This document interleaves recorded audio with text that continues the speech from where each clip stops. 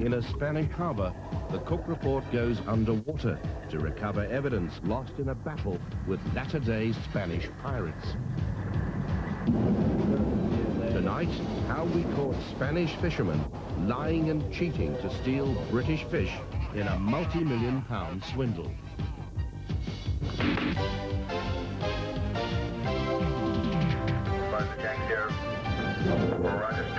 This ship has regularly broken the rules. I don't want to talk about it, okay?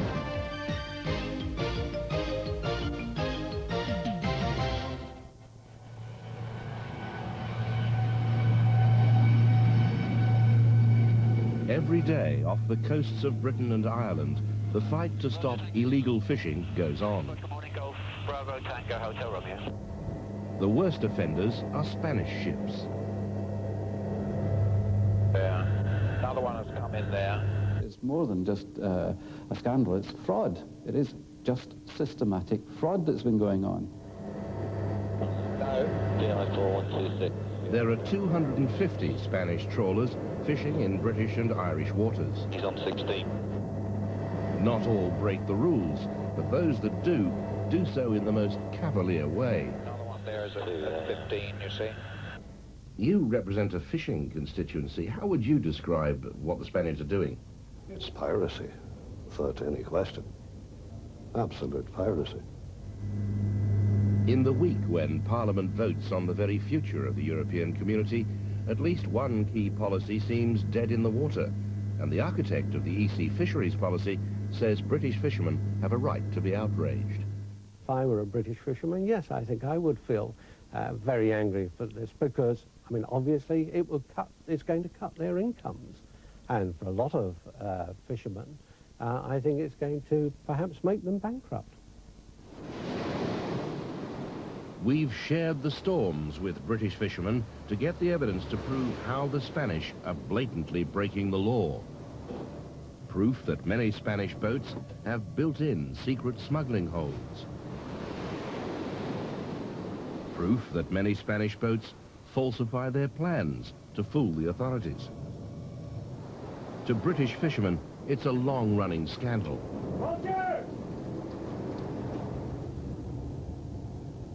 The road along the rocky northwest coast of Spain leads to Ondarroa, the principal home port for these latter-day pirates and home territory for ETA, Spain's near equivalent to the IRA.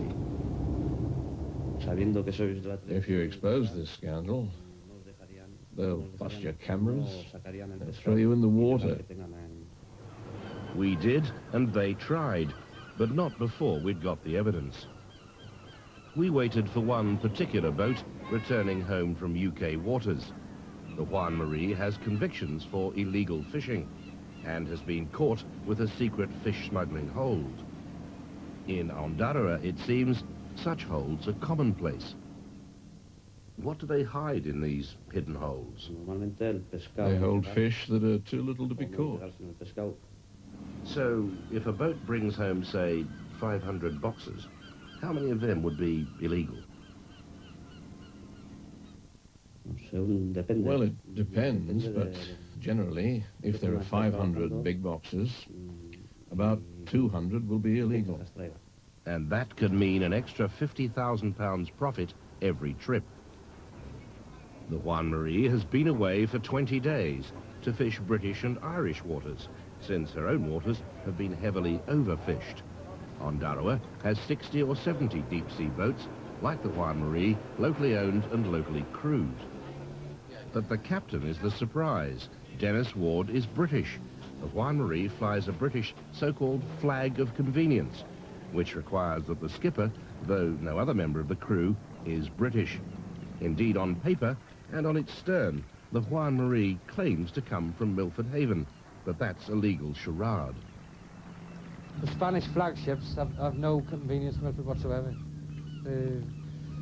They don't land any fish here. They just come in as courtesy visits and away they go and land the fish back in Spain. John Rogers runs the last deep-sea boat based in Milford Haven. Once there were scores. Now there is but one genuine British boat and 24 absentee Spanish boats flying the British flag. I don't think it's right, no. If they're supposed to be British, they should be landing the fish in Britain and policed properly by our MAF, but they're not. They go and land the fish over there and not policed at all. Indeed, in Ondarroa, where they often choose to unload at dead of night, there's rarely a Spanish fishing inspector in sight. The only really active inspectors are British and Irish, playing a deadly serious game of hide-and-seek on the high seas. Okay, and on the green. Engines are on good. Parameters is good. All right, good. Okay. Okay, good. Turning left, 30 degrees, 5 degrees north down, and accelerating. This is the Irish Navy's fisheries protection vessel, Etna. Okay, very good. El Barca, por favor, señor. It's very moving, eh? El Barca, Orlamar, El Barca, Orlamar. Para El Barca. We just ran a computer check on the vessel below us, the Orlamar, and that showed us that she's illegally in the area and she's fishing. So we're calling in what the boys here call the pigeon's mother, the Etna. El Barca, Orlamar, El Barca, Orlamar. El Barca. The Irish Navy has caught 16 Spanish-crewed boats with hidden holds in the past 10 months and arrested dozens more for illegal fishing.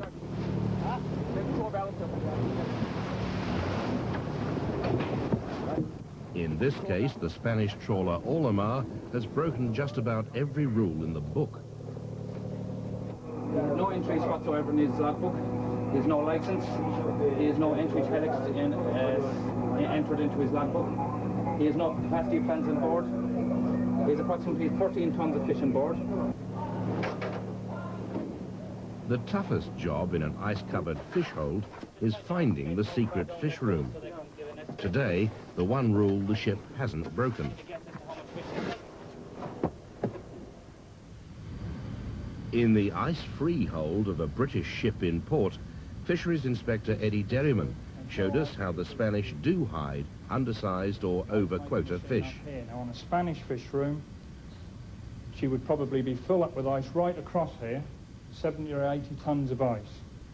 Now, on occasion, what's happened with some vessels is that a tunnel has been dug through the ice here into this bulkhead, and there would be a hatch in here where boxes of whatever would be put in. The hatch would be replaced. This would all be filled up with ice again, and the back of a shovel used just to smooth the ice over, and then suddenly you'll see nothing unless you know where to look. Boarding party's going there? Sea Rider is away at the moment, so... Yep. This time, the Irish Navy does suspect a secret hold.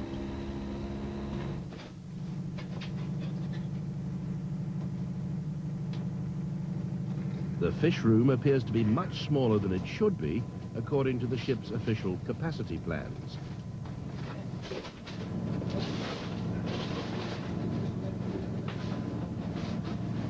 Again, as you can see, evidence of fresh blood and guts, okay? They eventually uncover a secret tunnel to slide fish boxes down into the hidden fish hold. But it's too small for a man to use, so where's the access? The answer lies under the carpet in the crew's quarters. In another vessel, a secret hold was found built inside the ship's fuel tank. The entrance to yet another was through a wardrobe.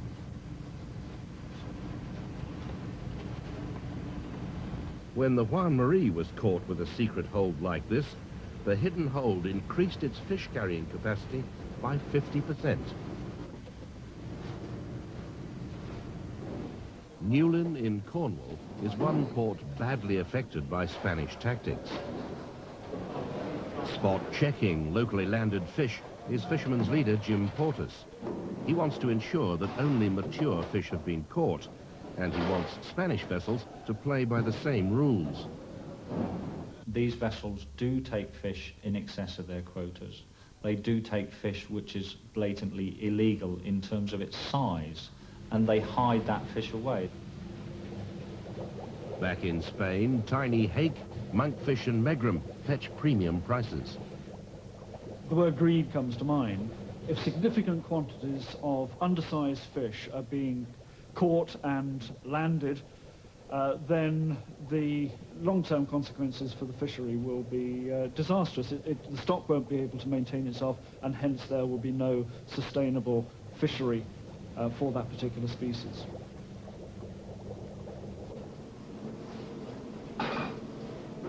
But at present, in many a Spanish restaurant, tiny fish, especially hake, are a speciality, despite the fact that it's illegal to catch or land them.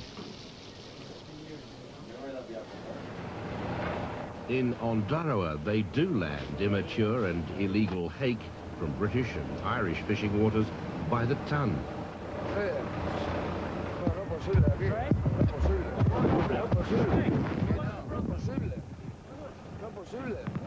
The Juan Marie's sorry record led us to believe we'd catch her red-handed.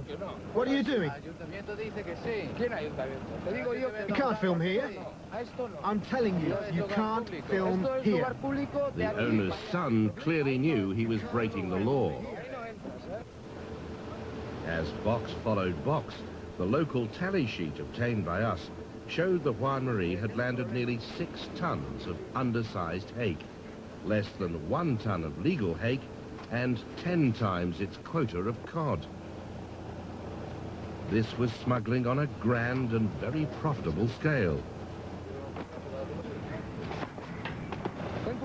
You be careful, yeah? Leave me alone. Will you just leave me alone? Leave me alone. Just go away. Go on, go back to your own. Here was a British-registered Spanish boat literally putting 2 fingers up to British fishermen and indeed the entire community fishing policy. You are the problem. You are the problem. The Juan Marie is one of 18 Spanish trawlers legally registered as British, whose UK interests are looked after by Roberto Tregas in Surbiton, Surrey. Would you say that, the Juan Marie was a fairly typical example of vessels under your control? Not very typical, but yes. Because it's got a conviction for a hidden hold, a number of other convictions as well. And when we saw it coming into Ondarroa, it appeared to be mostly loaded with undersized hake. I wasn't in Ondarroa when you were in there. No, but let me show you some pictures. Yes. When I showed you these pictures, your response really was no more than a shrug. So what, another one? No remorse, nothing. Well, why should I have remorse for a few hakes that are caught? Be sentimental.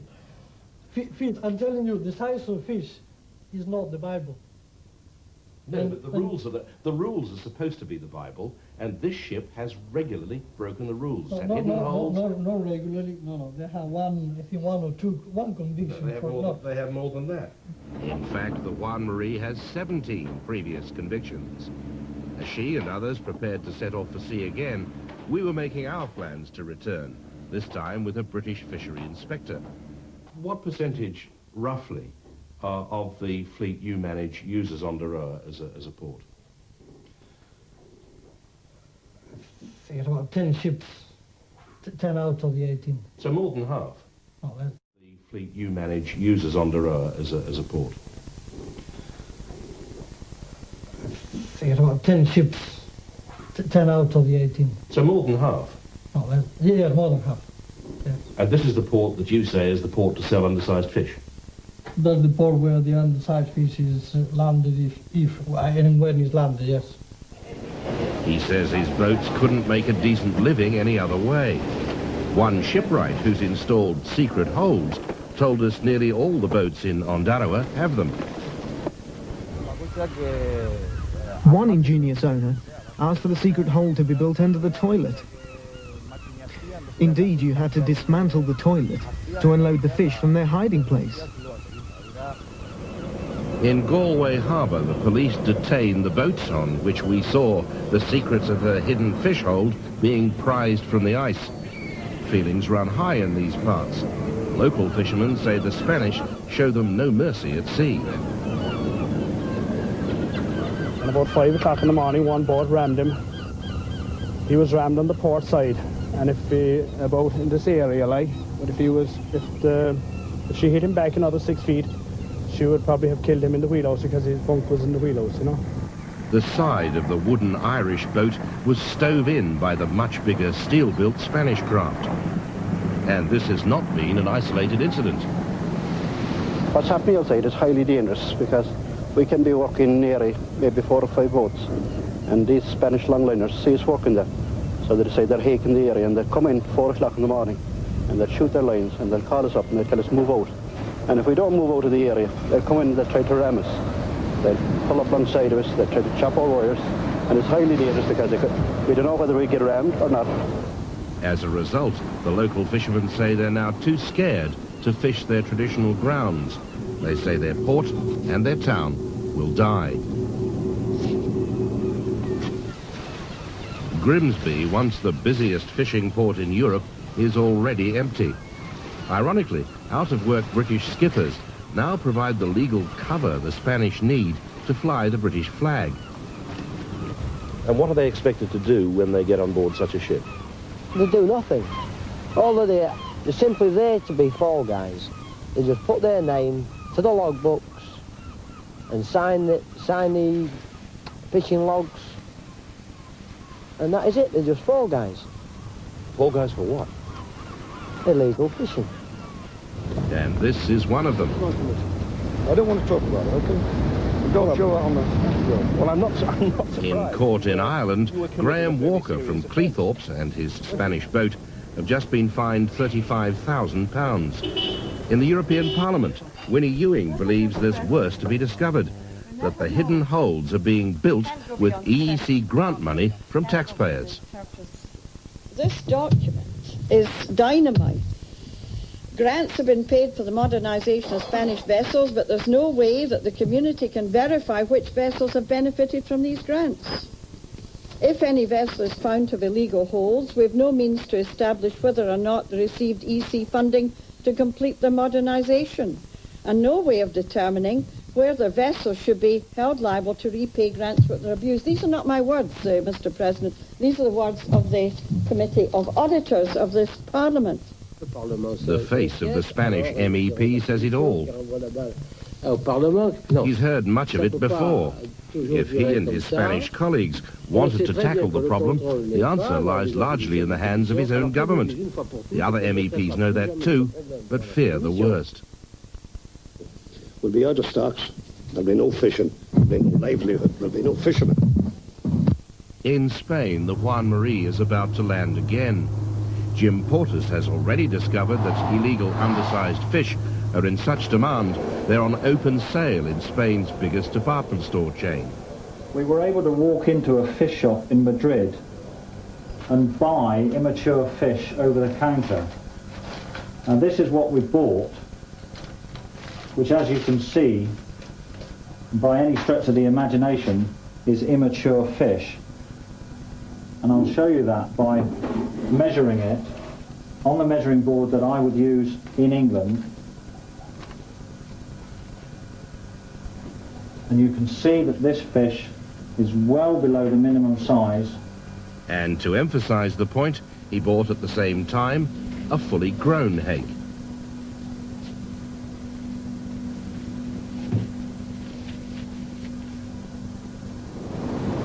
Few of those were seen on the dockside in Ondarroa when the Juan Marie unloaded at 3 a.m. So you'll be measuring on that? Jim Portas, with his official measuring board, would leave no doubt that the law was being broken. And it was. Boxes of immature fish, like the ones we'd filmed on the previous trip, were being swung ashore again. But this time, a mob of 250 closed on the Cook Report team. Inciting the mob, the same man who'd tried to stop us filming the time before, the son of the owner of the Juan Marie. It was a systematic beating up. The camera was torn from our cameraman's shoulder. The tape was taken. We've not seen that since. The tape in the backup camera was also taken. We eventually got the cameras back, but as I said, no sign of the tape. The local police refused to come out. The Basque police instead have turned out. They say there's nothing they can do. They can't get the tape back, and they can't guarantee our safety. The cameraman needed 5 stitches. Hit on the head with a docker's iron hook. The police later told us that the tape had been thrown into the harbour. Jim Portis witnessed the attack. I was completely staggered by the reaction from the dock workers to us. After all, we were only there just to gather some evidence as to what this British fishing vessel had been catching. We weren't actually given an opportunity to measure them at the time because the mob literally pushed us away and started to destroy the camera and the lighting equipment, and it was a very frightening experience at that point.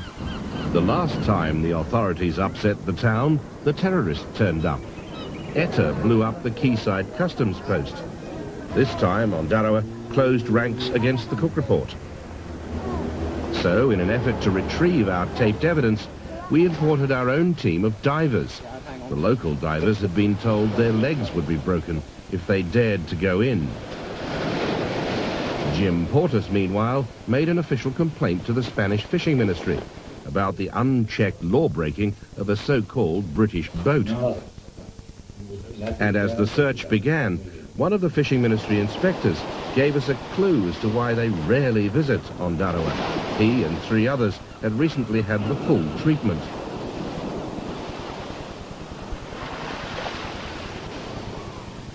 That day, we inspected 3 boats. The last, a British flag boat, had both undersized fish and banned species. We were surrounded by a couple of hundred screaming people and fled into an office. The mob besieged us until the morning, by which time all the fish had disappeared.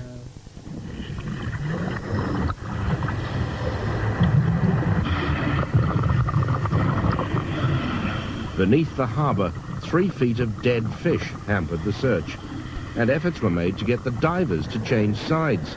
They were offered double the money to hand the taped evidence to the town. But the managing director of the firm that really owns the Juan Marie and a number of other local trawlers denied that anything untoward had happened. We saw that vessel unloading undersized hake. We also had copies of its landing sheets which show that it landed 5.8 tons of undersized hake, less than a ton of legal hake, and that, for example, it exceeded its cod quota for that month by 10 times. The overquota of the cod, I agree, is possible, but we didn't go over quota on the hake, and our hake was not undersized. Our small hake is always legal. It wasn't, though, but presumably in case the tape was found, he came up with another story. Sometimes we write on the boxes that they contain smaller-sized fish in order to keep our commercial image. It sells better when it's small. And it was his lucky day. The tape stayed submerged. Back into port, as our search ended unsuccessfully, came another infamous Spanish flagship, unlikely to face scrutiny by officialdom because Spain, with Europe's biggest fleet, has only 30 dedicated fisheries inspectors against over 200 in Britain. The community fisheries policy says its architect simply doesn't work. The reason why it's failed is that because you're relying on fisheries inspectors in the member states of the community to enforce the system. And if they don't want to enforce the system, there's no political will, and this is very much recognized, then the system will break down. But in an effort to revive it, the British and Irish governments now both want our files, with a view to prosecuting the Spanish pirates and forcing the Spanish government into action.